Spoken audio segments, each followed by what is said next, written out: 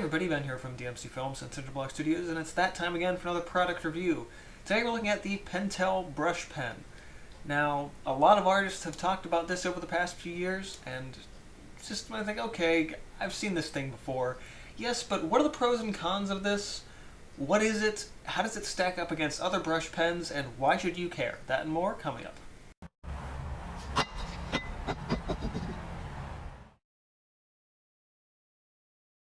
So this is my Canson XL mixed media paper. I actually use this for a lot of my video game drawings. We're going to use this today for just showing you guys the pens, as well as I think it's just a good, slightly textured surface that's going to be a good all-around demo for these.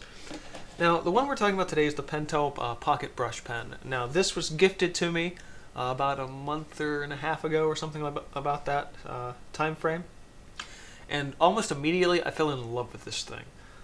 Now, there are some downsides to this, but in general, I love this. But before we get to it, I want to talk a little bit about the brush pens that I have used before. Now, the first time I ever tried a brush pen was Pigma Micron's brush pen. Now, this brush pen is pretty good. You know what? I take that back. It sucks. It sucks not because it doesn't work as a brush pen, but because it doesn't hold its tip. And now my problem with these pens is they start really well, and as a brush pen they're good for about a week, and then the tip kind of deteriorates and frays outwards, and it just kind of becomes useless. Now, not entirely useless. You can use it for some special effects. It does get you a nice sort of bold line. But if you want to do any kind of detail work, all you're getting is sort of a little fuzz at the tip, which doesn't really do anything for you. When I think about a brush pen, I think of something that doesn't wear out almost immediately. So I do kind of keep one of these around just because it's the one that I have left that I basically don't use anymore for pretty much all of those reasons. Next one I tried was actually a Prismacolor Premier brush pen, and I think that you can find that over in my Prismacolor versus Micron pen review. I don't have the brush pen for that anymore, but it was pretty good. I found that the tip was a little stiff, and that the Prismacolor ink that they use actually leans to sort of that Sharpie purple-black ink, which is not something that really works well for me. I like something that's actually a nice, strong black ink, which is hard to find, especially when you find a good pen. The tip on the Micron brush pen is really good. However, again, it doesn't have a good ink quality to it, so I tend not to use it. Next up, I've got the Faber-Castell brush pen. Now this, prior to the Pentel, has been my favorite one to date. The tip is just flexible enough to give you a little bit of a nice bold stroke to it. The tip doesn't hold extremely well, but because it's more of a marker pen than it is really a brush pen, it just sort of has a little bit of a thinner brush tip. You do get a little bit of line variance, but again, you don't get a nice super thin line, and the more you use it, the tip tends to start to wear out a little bit. This is also a, wow, I've completely worn off the branding and text to this. This is also a Faber-Castell brush pen, but it's a big brush pen. I use this all the time. I love this thing. And I think part of the reason why it hasn't run out of ink yet is just because it's so huge. You get a nice, relatively thin line that's actually similar to what you get out of thick line out of this.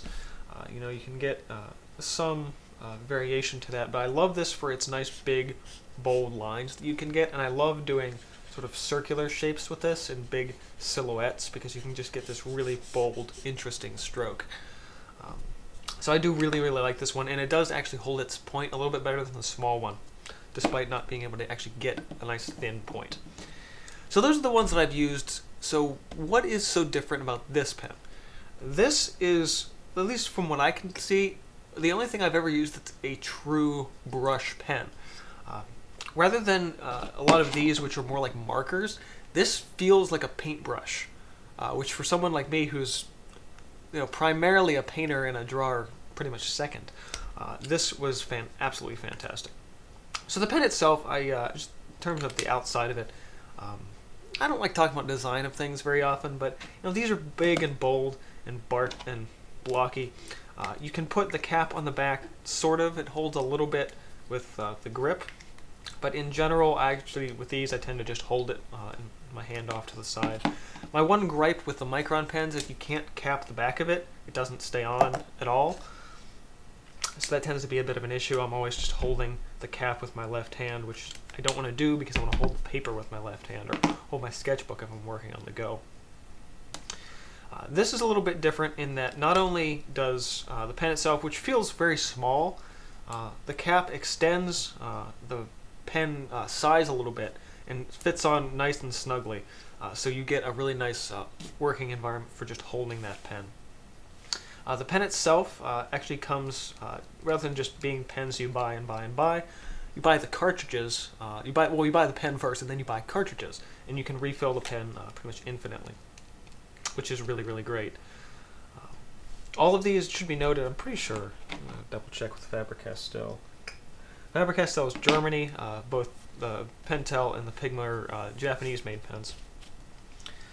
So with this one, you get the same sort of interesting stroke, but it's a little different in a handful of ways. So let's just start with how it works straight up. So you just kind of make a stroke, and if you're working fast, it kind of works dry. Now this one kind of caught me off guard at first, because I was expecting this bold line, and the faster you work with it, the more it kind of feels it's like it's just dry, but you slow down, and you just get this beautiful, bold, wonderful stroke that feels more like a calligraphy brush than it does like a marker pen, which is kind of what I've been used to. Interesting thing about this, which I think is what a lot of artists kind of touch on, is that it has a beautiful point. You can get super thin, tiny, detailed lines that you just cannot get with other brush pens. I mean, you're down to a hairline, and then it's really interesting because this pen will, in many ways, teach you how to control the weight of your hand and how much you're pushing on the page. Because if you're a heavy-handed artist, you're going to hate this. You really have to have a nice, light, grazed touch to get that fine line. Because if you're a little more heavy-handed, the only thing you're going to get is crazy, bold, ridiculous lines. To be fair, it can do both, and that is amazing. But in general, this just feels so much nicer. And the thing with it running a little bit drier, I mean, you're getting a nice flow regardless. But the fact that when you work fast and you get those drier strokes, you can do things you may not have normally associated with a pen and maybe are associated with paint. For example, I love doing gradients with this to maybe create a section of rocks, something I can really kind of get a nice texture element to that I would just honestly would not have gotten with any other type of pen. Something like that, for example. And I honestly, look at that. I did that in like, what, 10 seconds? 5 maybe? The speed with this thing is crazy. It's just, you can create quick stuff. Boom, boom, boom, boom, done. I love this thing for that reason. Now, one thing that, as I was working with this, I thought, I'm like, okay, this was gifted to me, this pen. So I thought, all right, the one time I got to try it from a friend of mine who actually ended up buying this one for me, I was like, okay, I feel like I'm going to ruin this pen. I feel like I'm going to destroy this tip. So when I was going through sort of my initial week of testing this thing, I was like, kind of just using it as my daily driver for a while. And one thing that impressed me was, one, it holds its tip. Like, because the brush and the bristles to it are loose, and you can use them in that way, all you have to do if you mess it up a little bit is kind of push down and twist, and those bristles just realign and become that perfect point again. You cannot destroy this brush. It is durable as heck. And I was like, okay, again, this was a gift, so I don't feel bad about losing money. So I started really abusing this thing. I'm doing this to it, and pushing down, and trying to break it. And yeah, that tip sort of starts furling out, and now it looks like a mess. But again, all you have to do is pull and twist a couple of times.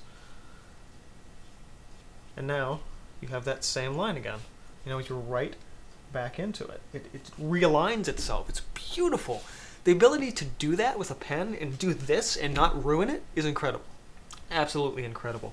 And for that reason, it's definitely a pen that I recommend. Now, of course, this is just me talking about all the good stuff. Yes, this pen has some downsides. The biggest issue I'm finding is that the cartridges not only are a little expensive, but they also run out very, very quickly. When you buy this pen, it comes with 3 individual cartridges, or maybe 1. Actually, I don't remember off the top of my head. I may have gotten extra cartridges with it. I think it was the pen and the cartridge and a set of 2 spare ones. These 2 I've already used, and this was a month and a half ago. I'm on my 3rd cartridge in here. So like, okay, that's a lot. That's pretty quick for one of these to run out. But how fast are we talking about exactly? The first week or so that I used this, I used pretty much just this, and then my regular detail pen, which is a Uniball Eco. So it was that, and this, and only this. So if I'm focusing just on this pen and sketching with it daily, regular use, that 1 cartridge lasted me 8 days. Which I was like, okay, that's a little bit unacceptable for something like this. I mean, this is granted the ink viscosity in here is thin. When you start to run out, you can tilt the pen and kind of see the ink flow, which is really cool. It's sort of like a thick India ink in that matter.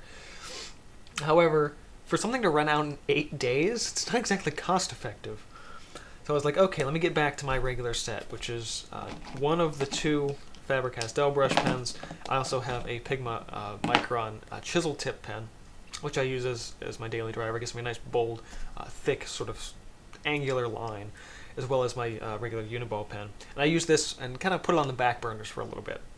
That said, one of the cartridges went from 8 days to about 4 or 5 weeks. Now that's a little bit more acceptable, I find. That's a little bit closer to what I get out of one of my other pens, especially when I'm using it either more or less a little bit at a time.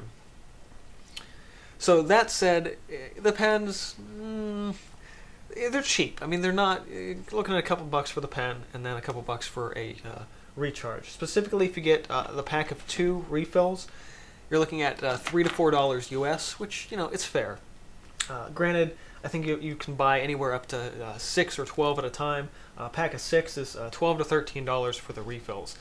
Now, that said, honestly, to me, that doesn't feel like it's worth it enough for me to use this on a more regular basis.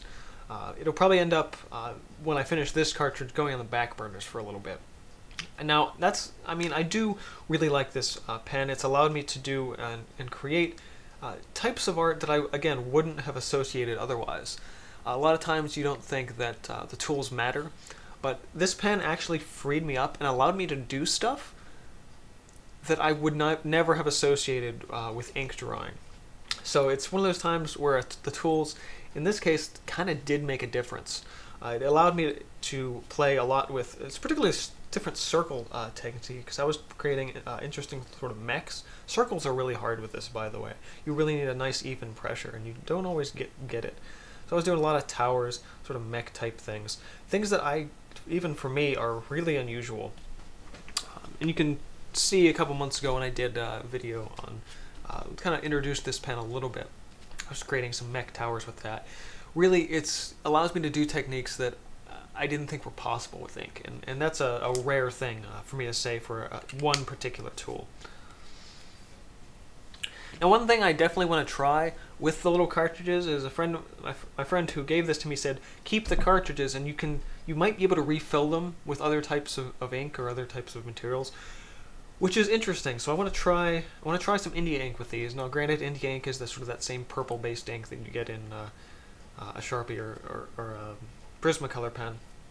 But I definitely want to try that. I want to get some golden high-flow acrylic, which is often used in a lot of airbrushes and that kind of mediums and techniques. Definitely want to try some of that with this as well. I think I could very easily just refill this, plug it in, and work it just with the acrylic.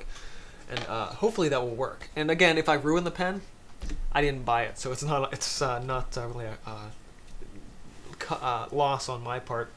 And I can just buy another pen. But again, pens themselves are pretty cheap. The refills over time, I don't know if that's worth it. And it's really going to be a test of time for me. 6 months from now, if I can use maybe an acrylic to refill this with, that would be outstanding, and I would totally do it. Especially because you're talking about a cost of, with the Pentel refills, maybe over the course of a year, like $50, maybe a little more. With the acrylic as a refill, I'm looking at, a little bottle of that, maybe it's $12, and so, $10 refill for probably filling one of these little cartridges up at least 20, 40 times minimum. So that could be a really good way to do this. Again, not really sure. I haven't tried it yet. I definitely will give you maybe a quick tip update for that if it does work. But outside of that, I like this pen. I highly recommend trying it. I don't know how useful it will be for everybody. It's one of those things where it's like you have to try it and you have to use it. I definitely recommend trying it. In the long run, I don't know how effective it'll be, and especially cost effective it'll be for me as well as for others. But outside of that, as a tool to create some really interesting art, I definitely recommend it. So that's my review for the Pentel brush pen. It's a really good product. It's definitely worth trying, but the cost in the long run may not be worth it. So you just kind of have to weigh that for yourself. So if you want to see more product reviews like this, go ahead and subscribe to the channel. And this has been from DMC Films and Cinderblock Studios. See you guys next time.